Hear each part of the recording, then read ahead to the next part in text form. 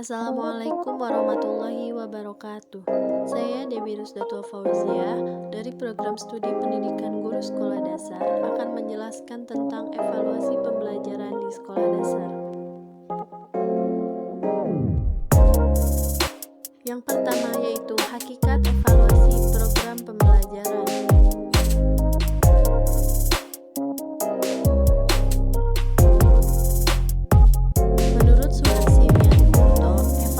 Program adalah suatu rangkaian kegiatan yang dilakukan dengan sengaja untuk melihat tingkat keberhasilan program. Melakukan evaluasi program adalah kegiatan yang dimaksudkan untuk mengetahui seberapa tinggi tingkat keberhasilan dari kegiatan yang direncanakan. Kegiatan evaluasi atau penilaian merupakan suatu proses yang sengaja direncanakan untuk memperoleh informasi atau data.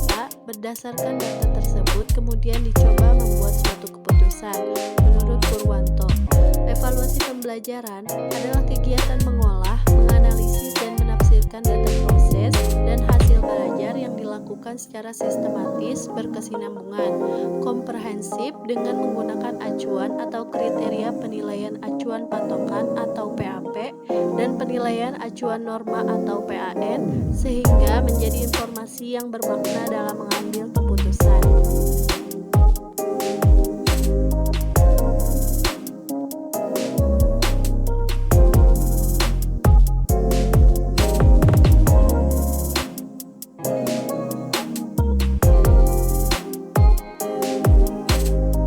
Selanjutnya yaitu tujuan evaluasi pembelajaran.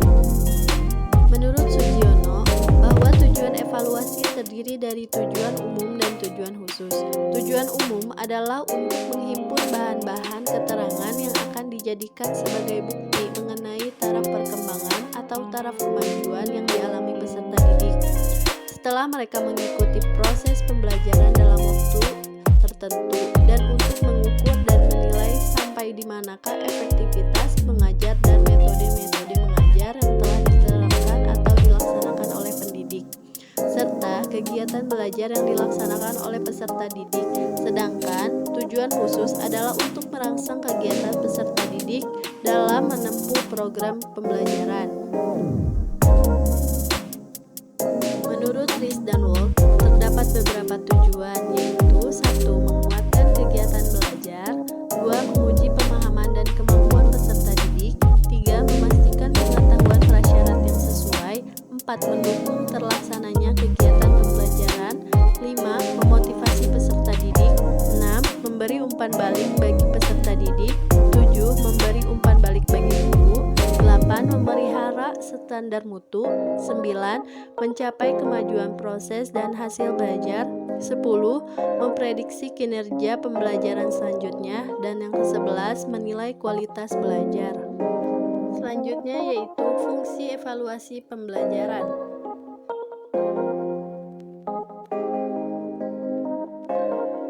Fungsi dari evaluasi pembelajaran di sekolah adalah untuk mengetahui kemampuan peserta didik setelah mendapatkan pembelajaran atau interaksi pendidik dengan peserta didik pada aspek kemampuan intelektual atau kognitif, aspek kemampuan ego dan emosi atau afektif, dan aspek kemampuan keterampilan motorik halus dan motorik kasar atau psikologi. Menurut Suharsini, fungsi evaluasi adalah 1. Sebagai alat untuk mengetahui sejauh mana siswa menguasai pengetahuan, nilai-nilai, dan keterampilan yang diberikan oleh seorang guru. 2. Untuk mengetahui aspek-aspek kelemahan peserta didik dalam melakukan kegiatan pembelajaran. 3. Mengetahui tingkat ketercapaian siswa dalam kegiatan belajar. 4. Sebagai sarana umpan balik bagi guru.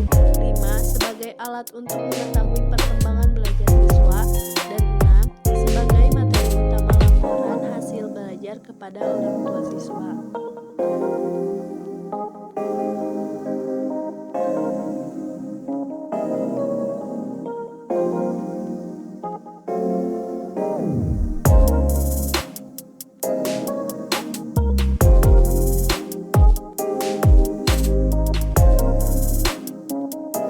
Selanjutnya yaitu manfaat evaluasi pembelajaran.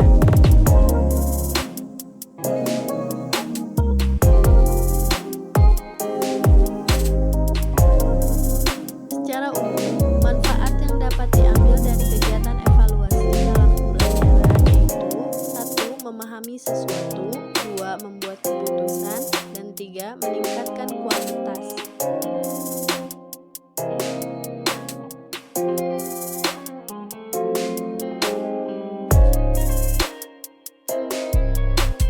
Manfaat khusus evaluasi bagi pihak-pihak yang terkait dengan pembelajaran seperti peserta didik, guru, dan kepala sekolah. Bagi peserta didik, mengetahui tingkat pencapaian tujuan pembelajaran atau memuaskan atau tidak memuaskan. Bagi guru, mendeteksi peserta didik yang telah dan belum menguasai ketepatan materi yang diberikan, ketepatan metode yang digunakan. Bagi sekolah, hasil belajar cermin kualitas sekolah dan membuat program sekolah. Selanjutnya yaitu prinsip evaluasi pembelajaran.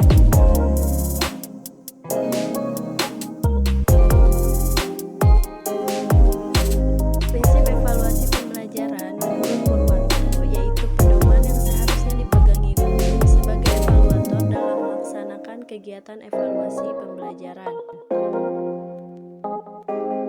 Prinsip pembelajaran menurut Ngalim Purwanto: 1. Hendaknya mengukur secara jelas hasil belajar. 2. Mengukur sampel yang representatif.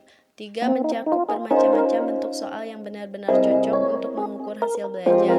4. Didesain sesuai dengan kegunaannya untuk memperoleh hasil yang diinginkan. 5. Dibuat mudah agar bisa diinterpretasikan dengan baik. 6. Digunakan untuk memperbaiki cara belajar siswa dan cara mengajar guru. Selanjutnya, teknik evaluasi pembelajaran.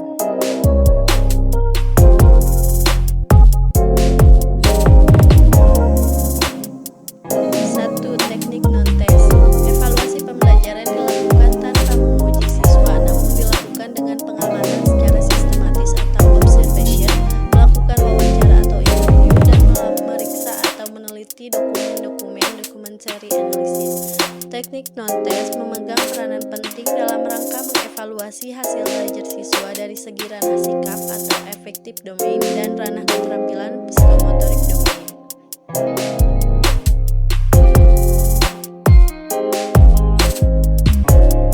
Yang kedua yaitu teknik tes. Menurut Webster Colgate, tes adalah serangkaian pertanyaan atau latihan atau alat yang digunakan untuk mengukur keterampilan, pengetahuan, intelijensi, kemampuan, atau bakat yang dimiliki oleh individu atau kelompok. Evaluasi dalam bentuk tes lebih banyak digunakan untuk mengevaluasi pembelajaran hasil belajar siswa dari segi ranah proses berpikirnya atau cognitive domain. Selanjutnya yaitu langkah-langkah evaluasi pembelajaran.